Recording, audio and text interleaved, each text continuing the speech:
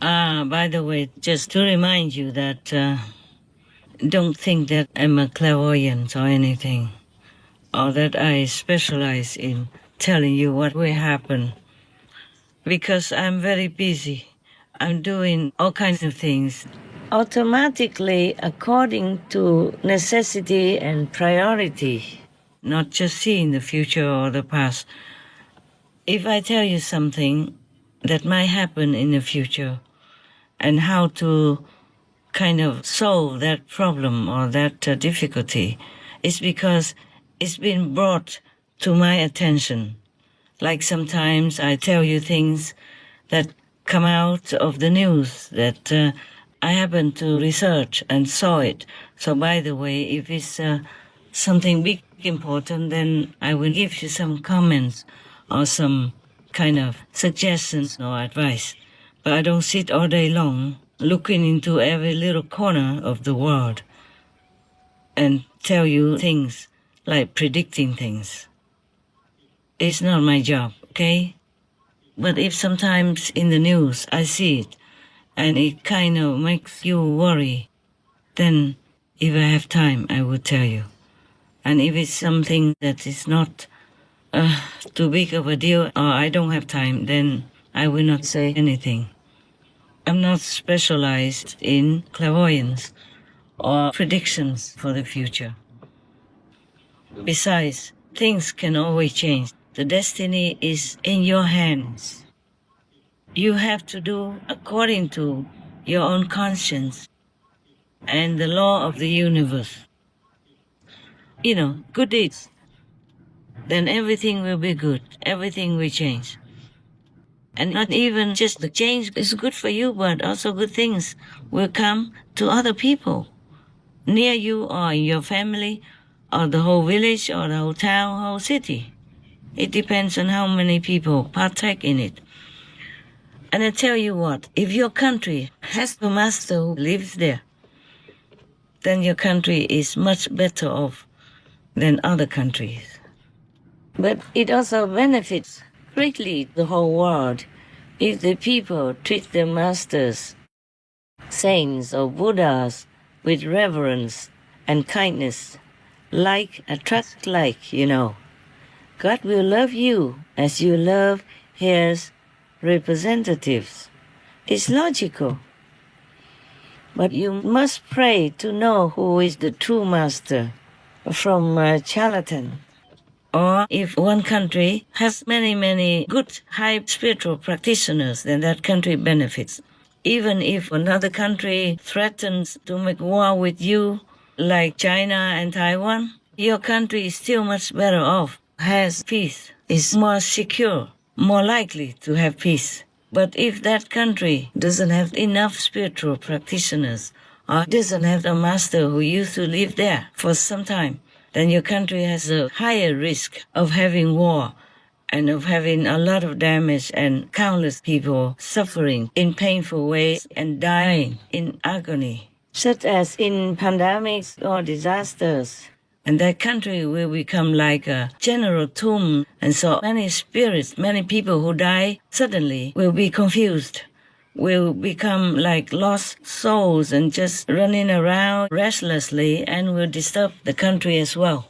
And will also be hateful to the invaders and will cause a lot of suffering, a lot of bad karma for the invading country as well. It's just that the leaders of aggressive countries who are making war and cause suffering in other countries, and the war also makes your country suffer. Losing people's lives, losing a lot of precious things, and people could not have enough peace and stability to plant vegetables, to plant food and harvest it. And the karma will come either immediately, soon, or later. Because the law of the universe is that you must be grateful to God, to your parents, to your country, but not kill, not harm others, just for any excuse at all. Yeah, because you don't see the consequences. Because there are two different situations in the physical world. Things that you can see immediately, you know, easy things like if you plant an apple seed, then you have an apple tree, provided that all the conditions are met, like it rains enough, good soil, yes, for example, like that. And if you plant a seed of an orange, you will have oranges. Then you can harvest the oranges and enjoy your labor. And if you, for example, drive recklessly, then you might have a car accident killing somebody else or injuring others, pass away and injuring yourself. These you can see right away. So we call it instant karma. But some karma doesn't come right away. It comes maybe later or the next day or some more days or weeks or months or years or even a lifetime later. It depends on what kind of merit, what kind of good root you had in a former life or in the currents of your flowing life from one physical body to the next. And then it's like a river. This section goes smoothly and easy, yeah? This section is bigger, that section is smaller, so water has to kind of adjust to it. And sometimes the river even disappears somewhere and appears in another place. So you thought, oh, there's no more river. It's not like that. The river might appear somewhere else. So similarly, in the spiritual currents, the flowing of spiritual energy sometimes flows to this area, this country, or to that country in the body form of a master. So then you would think, oh, there's no more Buddhism, no more enlightened Buddhist masters. Possible. But that current of the river of spiritual energy might flow elsewhere, reappear elsewhere. It might go to the Sikhism community. It could go to Tibet, for example, instead of in Nepal. In the history of spiritual legends, we have masters in all kinds of different countries, from Iran, Iraq, some in China and India, Nepal, Tibet, etc. You can never say that the Buddha appeared in Nepal or in India, so the next Buddha must appear right there, in Nepal again or in India again. Or if, for example, Tsongkhapa or Milarepa were Buddhas in Tibet, that doesn't mean that the successor will be in Tibet. It could be. It depends on the vow of that person or the rank of that spiritual practitioner. But it's not always like that.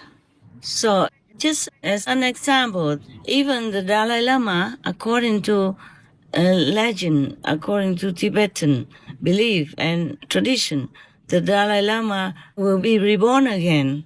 After he dies, he will be reborn again. But in Tibet, fine. It could be because in Tibet, people continue to practice the same tradition and hold this energy.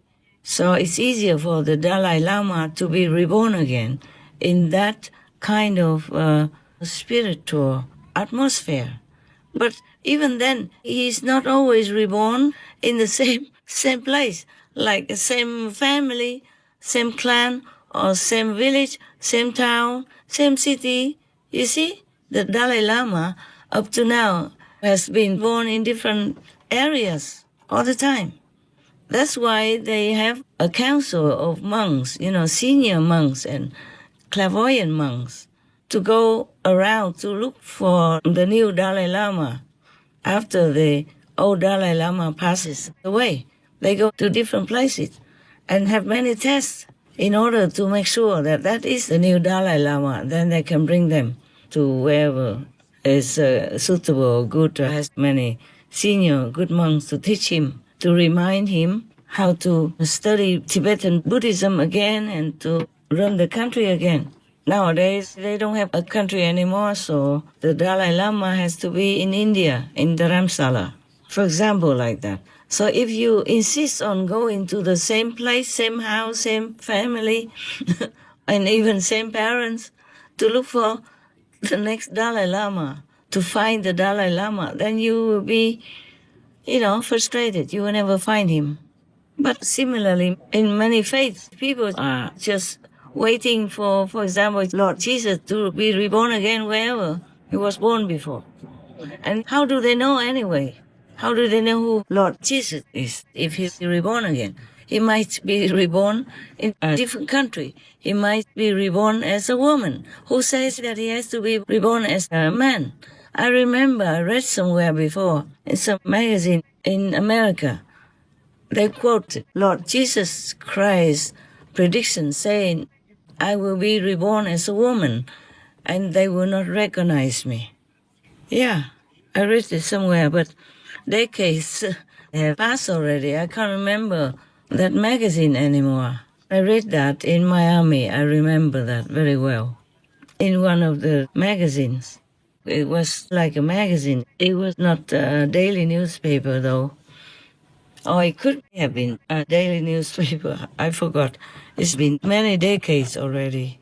So if we continue to be stubborn or too fixated on some of the notions, on the idea of how the Buddha should look like, how Lord Jesus or any master would look like, or where she would be born, then we will be forever misled into the wrong direction. So I would really advise all of you to think about that. Those who have not found any master yet, think about it, okay? Pray inside so that God or the masters would lead you to find some spiritual source which will benefit you immensely.